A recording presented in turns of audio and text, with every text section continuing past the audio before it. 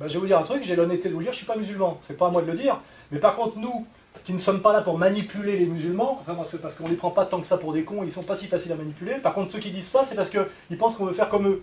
Nous, on a donné la parole notamment à Albert Ali, et qui va nous expliquer, puisque lui, il est formé, il est musulman et théologien, ce que c'est qu'un théologien musulman. Moi, je n'en sais rien, mais je sais par contre ce que c'est qu'un salopard, tu vois, et ce que c'est qu'un honnête homme, parce que j'ai de l'instinct et du vécu. Et moi, je tends la main à tout honnête homme, c'est tout. Donc Albert Ali, c'est un ami, il est musulman pratiquant, il va m'expliquer ce que c'est qu'un islam français de terroir. Moi, j'en sais rien, c'est pas à moi de vous expliquer l'islam. Hein. J'explique pas. Moi, je suis pas Maxime Rodinson ou Bruno Etienne qui explique tu vois, c'est toujours les mêmes qui expliquent tout à tout le monde. Comment tu vois l'islam en France? Je pense, moi, que l'islam, si j'ai bien compris, est une religion universelle, que la médiation par l'arabe, comme culture et comme langue, est une médiation terrestre, exactement comme il a fallu que Jésus passe par la médiation de l'ange Gabriel et de la Vierge Marie, mais que si c'est une religion universelle, elle peut s'exprimer dans toutes les langues. Sinon, c'est une religion ethnique. Hein, voilà. Et si elle peut s'exprimer dans toutes les langues, je peux la comprendre parfaitement en français, et que les religions, pour moi qui ne suis pas religieux, c'est un système de valeurs. C'est-à-dire que c'est des commandements qui proposent une verticalité de la vie humaine, c'est-à-dire des choses qui sont bonnes, des choses qui sont moins bonnes, des choses qui sont mauvaises. C'est remettre l'homme debout, pour qu'il se redresse. Et que toutes les religions ont cette dimension positive, surtout quand elles ont duré et triomphé, c'est de permettre aux hommes de mieux vivre ensemble et de s'élever, c'est-à-dire d'être plus que des animaux. Et je pense, moi, que si l'islam a pu, à partir d'une révélation dans une grotte au VIe siècle, je crois, a pu essaimer sur le monde, à un moment donné jusqu'en Indonésie, c'est que c'est pas juste, comme disait Houellebecq, une religion en couleur de chameau. Parce que, je cite Houellebecq. Hein, voilà. Voilà. Sinon, on peut dire que Jésus-Christ est un petit juif en train de pleurnicher en slip sur une croix. Vous voyez, on peut dire toutes ces saloperies quand on est dans l'irrespect. Vous voyez, ce que je remarque, c'est qu'on a droit aujourd'hui à l'irrespect contre l'islam, à l'irrespect contre le pape et le christianisme. Hein, il n'y a aucun problème. On peut insulter Jésus-Christ tout le temps. Il y a d'autres religions qu'il est très très très dangereux d'insulter, hein, et qui pourtant ne sont pas les plus respectueuses. Voilà. Donc moi, je ne sais pas ce que c'est qu'un théologien musulman, mais je rêve d'en rencontrer, et je rêve, et surtout, mon travail, ça va être de leur donner la parole. Parce que je pense que si on est face à des théologiens musulmans qui expliquent l'islam de France aux Français, ils auront beaucoup moins peur de ce qu'on leur raconte sur l'islam, et puis on cessera de parler de la burqa, et je pense même qu'il n'y aura plus de burqa. Parce qu'il n'y a aucune raison d'être des burqas en France contre les musulmans. On sait très bien que les 6 filles qu'ils ont trouvées sont des convertis, et qu'en réalité, on les met à la télé pour faire peur aux Français. Et puis qu'elles se réclament de leur droit, de leur droit démocratique de mettre la burqa. C'est pas de la théologie musulmane, ça. C'est des droits de l'homme. Les droits de l'homme, excuse-moi, ça fait pas partie de l'épistémologie musulmane. Tu vois ce que je veux dire? C'est ce que je disais d'ailleurs, on m'a souvent pas très bien compris, à une autre fille qui a des bons aspects et d'autres moins bons, qui est celle qui s'occupe des indigènes de la République. Voilà. Je lui dis, ce qui est le problème, c'est quand tu insultes un Français au nom des droits de l'homme, c'est nous qui avons apporté les droits de l'homme. Donc si tu refuses la culture française, il faut refuser aussi tout ce qui va avec, c'est-à-dire les droits de l'homme. Les droits de l'homme, c'est pas dans le Coran, tu vois ce que je veux dire. Donc en général, les gens qui t'insultent avec des concepts qu'ils ont pris chez toi, ce sont des colonisés qui s'ignorent, ce sont des soumis agressifs.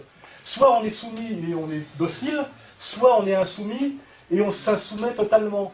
Mais insulter un Français et le traiter de colon au nom des droits de l'homme, les droits de l'homme font partie de l'appareillage colonial. Tu vois ce que je veux dire? Il faut être cohérent. Et à mon avis, ce manque d'intelligence génère de l'agressivité et est très contre-productif, parce que comme je l'ai dit, quand Ouria Boutelja, qui dit des choses très bien par ailleurs sur la Palestine, organise une manifestation à la Goutte d'Or pour commémorer Dien Bien Phu, c'est-à-dire une défaite de l'armée française en Indochine, est-ce qu'elle aide les Français d'origine maghrébine à s'insérer? Ce que je remarque, moi, c'est que les Franco-Vietnamiens, qui eux pourraient commémorer Dien Bien Phu, parce que c'est leur histoire, c'est l'Indochine, ne le font pas, et que comme par hasard, il n'y a aucun racisme anti-indochinois en France. Aucun. Et d'ailleurs, il n'y a pas de Roselmack aux yeux bridés. Il n'y a pas un Vietnamien à la télé. Parce que les Vietnamiens, qui sont souvent d'ailleurs la diaspora commerçante chinoise, n'ont jamais laissé Bernard-Henri Lévy parler à leur place. Hein, et gérer leurs problèmes d'antiracisme. Et donc il n'y a pas de racisme anti-indo-chinois, parce que les spécialistes de l'antiracisme, les Chinois qui sont suffisamment organisés, leur ont dit, laissez-nous gérer nos affaires. Il n'y a pas de racisme anti-asiatique en France. Or, nous avons eu une colonisation de l'Indochine. Ça s'est soldé par une défaite militaire à Dien Bien Phu, ce qui n'est pas le cas de l'Algérie, car nous avons gagné la bataille d'Alger, pour ceux qui ont une culture. Nous avons perdu sur le terrain politico-international, mais pas sur le terrain militaire. Alors, nous avons été vaincus par le général Giap à Dien Bien Phu, et nous n'avons aucune animosité envers les Vietnamiens, ils n'en ont aucune contre nous, et il n'y a aucun Vietnamien de France qui se fait ratonner dans la rue, mais seulement il ne commémore pas la défaite de Dien Bien Phu de la France en France. Ben, vous avez, en associant les deux questions, vous avez perfidement fait le lien. La laïcité n'est pas l'absence de religion qui pourrait nous renvoyer à une certaine Grèce socratique, c'est-à-dire le monde du logos. Si c'était ça, je suis un laïc. Parce que moi je pense que profondément, quand je cherche ce que je suis un grec. Hein.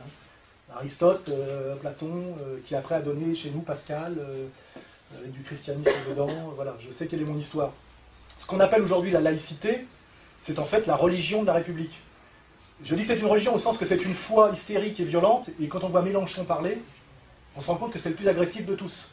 Hein, c'est-à-dire que la laïcité, c'est les laïcards, et les laïcards, effectivement, c'est les gens qui sont les francs-maçons, qui ont, pour prendre le pouvoir en France, via la Révolution française, détruit ce qui était l'ancienne France, c'est-à-dire la France du roi très catholique, hein, c'est-à-dire la noblesse catholique. Donc en général, un laïc, c'est effectivement un franc-maçon, en général, anti-catholique, hein, et qui tient son pouvoir d'un processus historique dont l'apogée a été la Troisième République. Hein, c'est-à-dire c'est quelqu'un qui est sur le modèle de Jules Ferry et de Jean Jaurès. Jules Ferry, dont qu'on peut citer, qui est le père de la colonisation, comme vous le savez, et c'est l'histoire de la colonisation de l'Algérie. C'est-à-dire des francs-maçons qui ont voulu apporter à coups de pompe dans le cul les lumières à ces pauvres musulmans, et en disant aux catholiques pour qu'ils acceptent de signer le chèque, parce qu'à l'époque il y avait quand même un fort lobby catholique, vous pourrez en plus les évangéliser. On a échoué sur les deux domaines. Hein, voilà. Mais effectivement, un laïc en France, c'est en général un franc-maçon. Voilà. Et la franc-maçonnerie, c'est une forme de religion, et le symbole de la maçonnerie, c'est le temple de Salomon. Donc c'est le symbole de la maçonnerie. C'est-à-dire que la maçonnerie, c'est une laïcité bizarre qui renvoie quand même à du religieux, hein, et qui ont plus à voir avec l'Ancien Testament qu'avec les évangiles. L'histoire de la République française depuis la Troisième République est très maçonnique, et c'est vrai qu'on ne le dit pas beaucoup, mais si on veut employer une métaphore, la maçonnerie est le clergé de la République. Mais c'est un clergé occulte. C'est-à-dire que les trois quarts des Français ne savent pas que finalement la République est une religion d'une certaine manière, c'est-à-dire qu'il y a une foi, il y a une croyance, un sens de l'histoire, les lumières, le progrès. Il y a une violence, parce que c'est là qu'on voit que c'est une foi, c'est qu'il y a une violence. On voit Mélenchon quand il parle, il crache des flammes. Alors, vraiment, la laïcité, c'est l'absence de toute foi et de tout fanatisme. Or, c'est un fanatique laïcard. Hein. Et d'ailleurs, son approche de la burqa est très très bête. Il dit, d'après les critères de la loi française, ce qui est d'ailleurs la loi maçonnique, il n'y a pas de problème de la burqa. Ah, oui, oui. Ce qui veut dire d'ailleurs que c'est ces critères de jugement qui sont mauvais, parce qu'il y a quand même un problème. Il y a une tension, il y a des manipulations, etc. Il dit selon la République laïque, parce que lui, la laïcité, ça veut dire que la laïcité ne pratique aucune religion, et est soi-disant neutre par rapport à toutes les religions. C'est évidemment faux à tous les niveaux. C'est faux historiquement, parce que la France est un pays, comme vous le savez, chrétien et catholique. Donc voilà, il y a une histoire. La France n'est pas née en 1789 de façon abstraite, hein, donc il y a une histoire catholique et chrétienne très ancrée, que la laïcité elle-même, c'est le combat pour déposséder l'Église catholique des derniers privilèges qui lui restaient, dont le dernier, c'est la loi de 1905, c'est l'éducation des petits-enfants. Hein. Et la laïcité, ce n'est pas l'ouverture à toutes les visions du monde, et ce n'est pas uniquement se soumettre aux sciences de la nature, c'est-à-dire aux logos grecs, etc. C'est un système de valeurs conquérant et absolutiste, qui est en guerre pour une victoire totale, qui s'appelle les Lumières, les droits de l'homme, et l'idéologie du progrès. Et qui est quand même, je dois l'admettre, même si c'est ce dans quoi j'ai été élevé, et ce contre quoi je ne suis pas en lutte d'ailleurs, ce qui a produit le plus de meurtres de masse de toute l'histoire du monde. Hein. On a exterminé de plus grand nombre de gens sur Terre, et d'ailleurs des blancs chrétiens, hein, au nom de l'idéologie des Lumières. Hein. C'est ce qui a produit le plus de violence. Les musulmans n'ont pas tué le 10e de ce qu'ont tué les héritiers des Lumières, c'est-à-dire les francs-maçons français, allemands, anglais, etc. Hein, voilà, donc c'est clair. Donc il y a une incroyable arrogance des droits de l'homme aujourd'hui, car les droits de l'homme, effectivement, c'est cette religion, ça s'appelle comme ça, hein, cette religion maçonnique, etc., ça s'appelle les droits de l'homme. On a tué énormément de gens dans les droits de l'homme, aujourd'hui, ce sont les droits de l'homme qu'on martyrise les Afghans, que les Pakistanais, dès ça a déjà commencé, et les Irakiens, etc. Voilà. Donc il y a une incroyable arrogance, incroyable malhonnêteté, et malheureusement une incroyable stupidité chez les instits et tous ces gens-là, et l'alcoolique qui a refusé de me serrer la main tout à l'heure. Lui, je pense qu'il est même plus marxiste, il n'a pas le niveau, parce qu'il faut dire Marx, c'est du haut niveau. Hein. Il n'a pas le niveau, j'ai vu à sa truffe. Donc oui, par contre, il doit être dans les droits de l'homme. Hein. Et il n'y a rien de plus éloigné, d'ailleurs, pour ceux qui ont la culture, que le marxisme et les droits de l'homme. Hein. Les droits de l'homme, c'est l'enculade bourgeoise. Hein. Je crois que c'est comment il s'appelait, Anatole France qui disait les droits de l'homme, c'est la liberté de tous les hommes, milliardaires ou clochards, de dormir sous les ponts. Je fais partie d'un collectif, je suis obligé de l'assumer, Et ça s'appelle le destin de l'homme, c'est-à-dire que je suis français de naissance, je suis obligé d'assumer ma francité même face à toi, tu vois, parce que malheureusement, quand on dit les Français, vous nous avez... Quand un Algérien me dit vous nous avez, il me parle à moi, il me dit vous nous aussi. Moi, j'ai jamais fait la colonisation. Non, mais je suis bien obligé de porter ce nous français collectif. Ça s'appelle de la sociologie, ça s'appelle de l'anthropologie, c'est comme ça la vie. C'est-à-dire que les Allemands, quand il y a un juif qui rencontre un Allemand, il fait vous nous avez persécuté. L'Allemand il dit moi je suis né en 1964, j'ai jamais rien fait, etc. C'est quand même comme ça parce qu'il continue à payer l'Allemand, il faut le savoir, il continue à payer. Voilà, donc le nous collectif est quelque chose qui existe en sociologie. Et nous devons en tenir compte car c'est une réalité. Il y a des nous, des vous et des ils. Il y a les Français. Et il y a effectivement les Français de souche. Alors il y a plusieurs d'ailleurs degrés. Il y a les Français plus récents. Il est évident que quand on est un Français que depuis les années 60 et qu'on est de religion musulmane et qu'on arrive du Maghreb, effectivement, c'est un degré de francité plus frais, plus récent, comme une peinture qui n'est pas encore sèche, plus fragile, qu'un type dont la famille remonte au XIVe siècle français qui a fait les croisades. C'est une évidence. Mais c'est une évidence que si moi je disais demain, comme certains, j'adore le Sénégal, ça fait 30 ans que je vis au Sénégal, je suis sénégalais, il y aurait peut-être un Sénégalais de souche pour me dire, tu n'es pas tout à fait totalement aussi sénégalais que moi, et moi j'aurais eu l'humilité de lui dire, bien sûr, mais j'aime ce pays. Moi je vis au Pays Basque, je ne te donne pas des leçons de basquitude aux Basques, parce que sinon ils me pètent la gueule, parce que les Basques, c'est comme les Corses, hein. Ils n'aiment pas que les étrangers leur donnent des leçons. Or en France, on est dans un pays étrange où il y a une communauté de gens qui se prétendent d'ailleurs, quand ça les arrange, israéliens, etc., qui nous expliquent que c'est que la France, toute la journée. Voilà. Moi je dis, c'est pas eux de nous expliquer ce que c'est que la France, ce qui ne veut pas dire que la France n'existe pas, ce qui ne veut pas dire qu'on ne peut pas tous être français. Je pense qu'être français déjà c'est aimer la France, et on a envie de l'aimer. Et l'aimer pour de bonnes raisons, c'est-à-dire, c'est mon pays, il y a des choses bien dans ce pays, j'en fais partie. Moi pourquoi j'aime la France? Parce que quand je regarde une équipe de sport jouer, que c'est l'équipe de France, j'ai envie qu'elle gagne et je suis un peu malheureux quand elle perd. C'est assez con, quelque part. Mais je suis quand même comme ça. Et quand je vois l'équipe de handball gagner, et que je vois que le jeu à la française est l'addition d'un joueur croate, d'un joueur antillais, etc. Et je me dis, nous on a ce génie-là, les Français, c'est qu'on est capable de faire de n'importe qui vient de nulle part, un bon Français en une génération. On est un des seuls pays à y arriver. Un Anglais, tu ne deviens jamais Anglais. Les Anglais sont communautaires, tu peux porter la burqa en Angleterre, mais tu resteras toujours un musulman pakistanais qui vit en Angleterre. Tu ne verras jamais un Anglais. Nous, on a ce défaut qui est notre qualité, c'est qu'on a envie que tout le monde devienne français. Et c'est une définition assez ouverte. Mais ça passe quand même par l'amour du pays. Voilà, c'est des mecs qui mouillent, ça s'appelle aimer le drapeau. Quoi, je veux dire, voilà. Et moi, je n'aime pas trop les gens qui disent moi je suis en France, j'en ai rien à foutre, j'aime pas ce pays, c'est de la merde, etc. Je me dis, plus il y aura de gens comme ça, moins ça marchera, c'est tout. Et ça... Bien sûr, c'est une réalité. Mais moi, je ne suis pas... Besançon, il adore ça, lui. Il les préfère. Il préfère les types... L'autre jour, il y avait, t'as vu, sur l'identité française, il y avait une réunion. Il y a des mecs qui sont venus, qui sont des petits gauchistes français, d'ailleurs blancs, parce qu'en général, c'est les plus blancs, les plus français qui détestent le plus la France. Et ils se sont mis à faire semblant de vomir parce qu'il y avait un débat sur l'identité nationale. Et c'est Farid Smaï qui a dit, moi, je vous dis, voilà, la France, quand les touristes chinois y viennent, ils visitent les châteaux de la Loire. Et ça s'appelle le génie français, ça existe. La France, c'est un long processus qui remonte quand même au baptême de Clovis. C'est pas un pays récent, la France, c'est un vieux pays, c'est un des plus vieux pays du monde méditerranéen. Et c'est un pays qui rencontre en ce moment des turbulences violentes, notamment liées à des violences qui sont liées au mondialisme. Parce que même de toute façon, l'immigration dont on parle, qui a été une immigration incontrôlée et mal faite, c'est déjà pour des raisons de capital. C'est M. Bouygues qui disait, je veux des ouvriers pas chers et je veux qu'ils viennent avec leur famille, pour qu'au lieu d'envoyer l'argent au bled, ils le dépensent ici. C'est pour ça que je dis que la malhonnêteté, elle a été déjà qu'il n'y a jamais eu d'invasion de la France.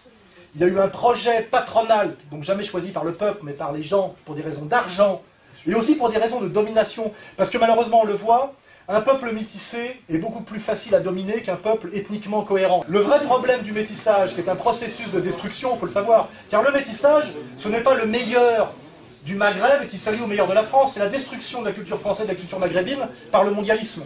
Car quand un métis en banlieue, c'est quoi? Ce qu'on appelle le métissage, c'est un type en survêtement, con comme un balai. Si c'était le meilleur de la France et le meilleur de l'Algérie, ça donnerait ce qu'on appelle le jazz Miles Davis, c'est-à-dire le meilleur de l'Afrique, le meilleur de la liturgie protestante et le meilleur de la musique de Bach, ça donne le jazz. Là, c'est ce qu'on appelle réellement du métissage au sens positif. En réalité, ce qu'on appelle le métissage, c'est le melting pot. Le melting pot, c'est la mise en confrontation de deux civilisations par un tiers manipulateur dans le but de les détruire toutes les deux. Et quand tu mets un Maghrébin et un Français en banlieue, tu produis pas un Maghrébo-Français. Tu produis un con de sous-prolétaire noir américain des ghettos. C'est pas pour rien que l'Empire mondialiste s'est attaqué au peuple serbe dans les Balkans. Car c'était le peuple le plus rétif à la domination. C'est un peuple de guerriers virils qui ne se n'est jamais soumis à personne. Et ils se sont dit, ceux-là, il faut qu'on se les paye. Et le même Empire mondialiste s'est dit, il faut qu'on se paye la France. Parce que la France, ça résiste. C'est un truc qui sait dire non à certains moments. Et qui sait dire non avec tout le monde, c'est ça que je veux dire, attention, je veux dire, qui peut dire non avec des Antillais, des Algériens, etc. Mais c'est un modèle d'insoumission relative par rapport à la logique impériale. Et aujourd'hui, Sarkozy a été financé et élu pour mettre la France à genoux. Et non seulement la mettre à genoux, mais nous opposer, au lieu qu'on s'en prenne à l'Empire qui nous a mis à genoux, qu'en plus on s'engueule entre nous. C'est pour ça que moi je refuse l'engueulade que vous êtes capable de voir créer, car c'est le piège absolu. On ne veut pas s'engueuler, mais il y a combien de Français dans la salle? Levez la main, tous les Français. Les Français? Tous les Français? On est tous Français. Et de toute façon, moi je m'en fous, je suis pas français de souche, je suis savoyard et même à moitié suisse. Je m'en fous, j'aime la France. Et je m'intéresse, comme je m'intéresse aux jeux à la française en football ou aux jeux à la française en handball, je sais que la France produit un jeu spécifique, une manière spécifique qui est liée à sa langue, à sa manière, etc. Ça peut être aussi, il y a un défaut français, il y a une médiocrité française, il y a aussi un génie français. Moi, ce qui m'intéresse, parce que je suis un patriote français, c'est de défendre coûte que coûte le génie français, avec tous ceux qui veulent bien participer, et j'ai bien identifié qui voulait détruire le génie français, et qui voulait y participer. Et je pense que les gens qui sont là ce soir, c'est qu'ils ont compris déjà ce piège. Mais je n'aurais pas dit que vous deviez vous lever avec le drapeau, personne ne met de drapeau aujourd'hui. Simplement, je dis, ceux qui vont élever à haïr la France, à cracher à la gueule aux petits Français avec qui vous vivez dans les cités, etc., nous ont tous manipulés. Ils nous poussent à la guerre civile. Maintenant, après vous avoir dit, vous êtes des génies, vous les métis, c'est Yannick Noir, vous les Noirs, vous êtes géniaux, vous dansez bien, vous jouez bien au football, vous les Maghrébins, vous êtes les victimes de tous les racismes, les méchants Français, la guerre d'Algérie, etc. Ils vous ont pendant 20 ans dit que vous étiez les rois du pétrole, et nous, des ordures, des Français de souche, hein, le sous-chien, comme on dit. C'est pas pour rien qu'ils ont fait ce chien, tu vois. C'est pour que je le prenne mal. Tu vois. Mais bon, je le prends pas mal. Bon, et ben maintenant, qu'est-ce qu'ils ont fait les mêmes? Ils nous disent, nous, mais nous, on est tous des blancs occidentaux, judéo-chrétiens. Le problème, c'est les bamboulas et les musulmans. Ils vont nous voir les uns après les autres pour nous montrer qu'on se tape sur la gueule. Et moi, je dis, même si je n'aime pas les mecs de banlieue, même si je suis pas un fanatique des musulmans, je refuserais d'aller taper sur un mec parce qu'un enculé m'a donné l'ordre qui a d'abord essayé de faire que l'autre me tape sur la gueule, tu vois. J'ai vu la manip, je refuse de tomber dedans, voilà. J'aime bien les musulmans parce qu'on m'a ordonné de les détester, point, c'est tout. Voilà, j'ai voté Le Pen, pourquoi? Pour ceux qui savent, parce que c'est interdit. Voilà, c'est tout, ok? Si on ne réagit pas de manière positive au piège qui nous est tendu, le conflit de civilisation peut devenir réel, c'est-à-dire qu'à un moment donné, par la manipulation médiatique, politique, et les agents infiltrés, etc., parce qu'il y a de tout, de pousser réellement à ce que là ça pète, parce qu'on voit très bien qu'il y a des pays comme le Liban, qui étaient des pays qu'on appelait la Suisse du Moyen-Orient, et bien en 1975, la guerre civile a éclaté. Et c'est une succession d'escalades, de provocations, des gens qui achètent des armes, qui donnent des armes à des mecs, des leaders qui veulent exister, des petits malins, on en trouve toujours des petits malins, pour se pousser du col en allant, etc. En Afrique, ça se passe toute la journée, au Congo, partout. Il aurait été beaucoup plus facile qu'on croit de pousser à la guerre civile. Hein, on crée des tensions, on crée des colères, on crée des incompréhensions, on amène du pognon et des armes, on fait monter des leaders, et quand ça commence à tirer, ça tire dans tous les sens, tu vois. Et d'ailleurs, il faut bien comprendre que s'il y a la guerre civile demain en France, ceux qui en prendront plein la gueule seront les musulmans, évidemment. Parce qu'il ne faut pas oublier que l'armée française, ça existe, la violence de la France, elle sait aussi s'exprimer parfois, et que les gens qui te disent de toute façon, on va se les payer, les fromages, etc., vous voyez bien que là, les CRS, c'est des gentils, c'est des Gaulois, mais le jour où on aura préparé l'esprit des gens par un travail médiatico, etc., à ce qu'ils admettent la pacification des banlieues par la violence, et c'est à ça quelque part qu'on peut amener, parce qu'il faut amener les opinions publiques à l'admettre, cette pacification se fera très bien par les armes, très violemment et très vite. Hein. Il n'y aura pas photo, le match sera perdu très vite par les mecs des cités qui croient que, parce que ce n'est pas comparable, une armée nationale, etc., qui décide d'engager une attaque, avec des gamins qui bricolent avec des flingues, etc. Il ne faut pas rêver, cette guerre sera perdue, hein. Et je pense d'une façon, elle sera perdue pour tout le monde, parce que le jour où ça se sera passé, le chemin ne sera plus, on ne pourra plus revenir en arrière. C'est une fois qu'il y a eu du sang, etc. Et c'est pour ça que je pense qu'effectivement qu'il y a urgence de procéder à ce qu'on appelle une réconciliation nationale, telle que moi je la conçois, mais je ne suis pas le seul, de dialoguer avec des musulmans qui incarnent des valeurs, non pas des valeurs de combat et de haine et de manipuler, etc. Et de faire le travail inverse de ce que fait le travail visiblement de système de plus en plus. Parce qu'aujourd'hui, on a un gouvernement comme Sarkozy, dont la citation à la haine raciale est pratiquement un mode de gouvernement. Parce qu'on sait très bien qu'en jouant les faux culs comme ils savent très bien le faire, en mettant des burkas toute la journée, etc., l'amalgame se fait, plus le 11 septembre, ce qui n'est pas rien le 11 septembre, le danger islamique, etc. Et bien aujourd'hui, tout Français qui regarde la télé, même si c'est pas un méchant, voit le musulman comme un type, t'as vu quand même son regard, machin, il a fait une ceinture de bombe comme un Palestinien, etc. Et malheureusement, ce climat, il est créé volontairement. Et il faut bien comprendre que sociologiquement, là où il y a le plus d'inculture, le plus de souffrance, c'est là où sont en confrontation les Français pauvres et les musulmans des classes sociales les plus pauvres, c'est-à-dire qui viennent du bled, donc qui pratiquent un islam, je dirais, le plus arriéré, parce qu'à Neuilly et au Vésinet, il n'y a pas de problème avec les Saoudiens milliardaires. Hein. Quand on pense aux musulmans, on pense toujours aux Maghrébins pauvres des cités. Hein. Et que malheureusement, nous sommes là pour éviter que ce piège se referme sur nous, car c'est sur nous qu'il se refermera. Parce que ça pètera où? Ça pètera pas dans les centres-villes surprotégés par la police. Vous avez remarqué que les petits banlieusards, les petits taggeurs, dont je me suis moqué pendant des années, ne sont jamais allés taguer l'Élysée ou quoi que ce soit. Ou même le ministère de la Guerre, ils ont tagué les RER dans lesquels leurs propres parents allaient à 6 h du matin s'asseoir pour aller travailler. Donc finalement, qu'est-ce qu'ils brûlent? Ils brûlent les voitures en bas de chez eux, ils cassent la gueule aux gens, à la limite au mieux des pavillons d'à côté, mais il n'y en a jamais un qui a eu l'idée de monter une horde pour attaquer les centres-villes. J'ai jamais vu un Ziva dans le 7e arrondissement, etc. Au mieux, ils vont sur les Champs-Élysées parce qu'ils n'ont pas bien compris, mais ils ne vont jamais dans les vrais quartiers bourgeois. Et s'ils y allaient, là je peux vous garantir que la police fait son travail. Parce qu'en réalité, on laisse la situation pourrir là où on a intérêt qu'elle pourrisse. Et elle pourrira là où il n'y a que des pauvres et des braves gens, et donc là où il y a des électeurs du Front National, qui ont raison de voter Front National parce qu'ils en ont plein le cul, et là où il y a des maghrébins issus du bled, qui de bonne foi pratiquent un islam qui est plutôt un islam culturel qui représente le patriarcat du Maghreb, et qui est donc en confrontation violente avec l'idéologie post-libertaire française. Donc ça pètera là où il n'y a que des pauvres gens, c'est ça qui est évident. Ça pètera à Neuilly, le Saoudien et le bourgeois qui vote Sarkozy, ils se débrouilleront quand ils se croiseront dans l'escalier, qui est grand d'ailleurs, l'escalier est bien entretenu par la femme de ménage, ils ne se taperont pas sur la gueule. Ils sont toujours au-dessus, hein. Je veux dire, à un certain niveau, il n'y a pas de guerre, hein. Ils sont tous copains. Voilà. Et c'est pour ça que je dis, on doit faire très attention, car en réalité, c'est en train de venir, cette histoire. Hein. On a vu la Suisse, les minarets, la manière dont c'est médiatisé, il y avait eu les caricatures de Mahomet, on a vu maintenant que c'était l'extrême gauche qui jouait à ce jeu-là, parce que ça aussi, il faut comprendre. Charlie Hebdo, qui relaie les caricatures de Mahomet, c'est une campagne qui a été montée par le plus grand journal d'extrême droite danois. Donc aujourd'hui, une certaine extrême gauche anti-islam se sert à exactement le même discours et les mêmes méthodes qu'une certaine extrême droite sioniste. Donc il y a eu des convergences qu'il faut identifier. Aujourd'hui, l'extrême gauche, au nom de la laïcité, est anti-islam, comme l'extrême droite au nom de l'identité européenne blanche. Finalement, c'est une extrême gauche et une extrême droite, et ils sont la main dans la main. Et d'ailleurs, ce soir, on peut imaginer, quelque part, que... ils étaient très contents de nous empêcher d'essayer de discuter, c'est évident. Et on le voit en Hollande, on le voit en Belgique, on le voit un peu en Italie, et en Italie ça commence à péter, il y a des ratonnades, etc. etc. Et quand l'État valide la ratonnade, c'est comme quand les Juifs disaient on est allemand, il n'y a pas de problème, en 1933 on a des papiers, Hitler lui il est autrichien.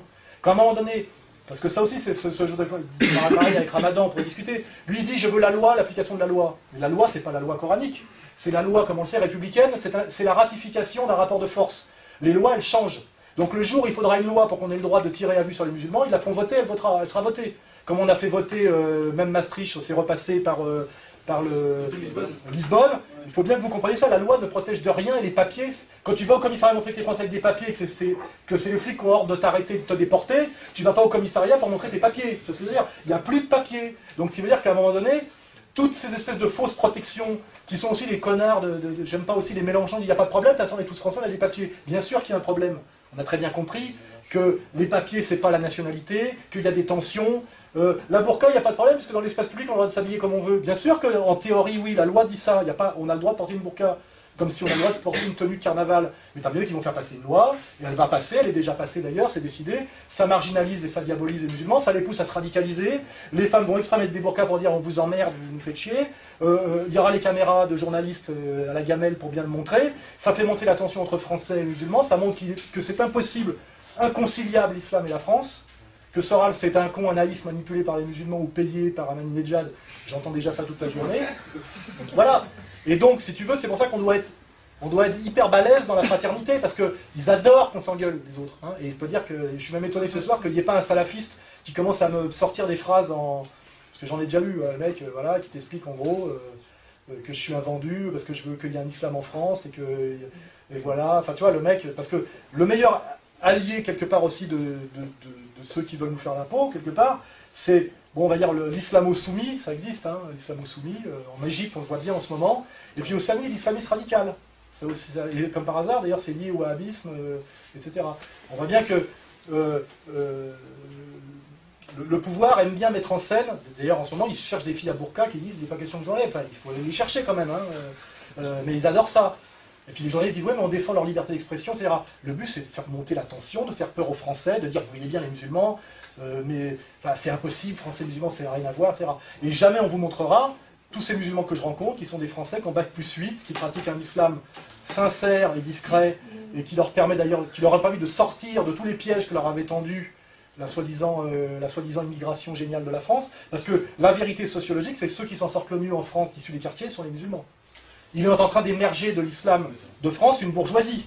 Et c'est pour ça aussi que les autres veulent se les payer. Parce que demain, les musulmans éliront leurs propres représentants, auront leurs propres journalistes, leurs propres médias, leurs propres télé. Et si aujourd'hui les musulmans sont montrés du doigt par une certaine communauté hostile, c'est parce que s'ils ne les baisent pas tout de suite, dans 10 ans, ce n'est plus les cousins qui vous donneront des ordres. Les musulmans sont de banlieue, ceux qui s'en sortent le mieux, qui sont en train de faire émerger une bourgeoisie, et donc qui sont capables de créer de l'emploi pour eux-mêmes, de produire leurs propres médias, et qui demain produiront leurs propres imams. On est d'accord. Et ce jour-là, ils ne se laisseront plus manipuler.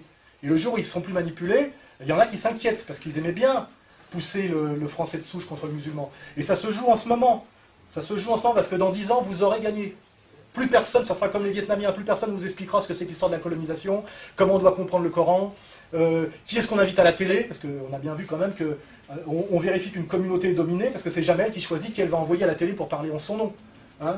Qu'est-ce que vous avez eu jusqu'à présent? Malik Bouti, Harlem Désir. Il y a eu aussi un autre aussi qui était venu, Mohamed Sifawi. Là.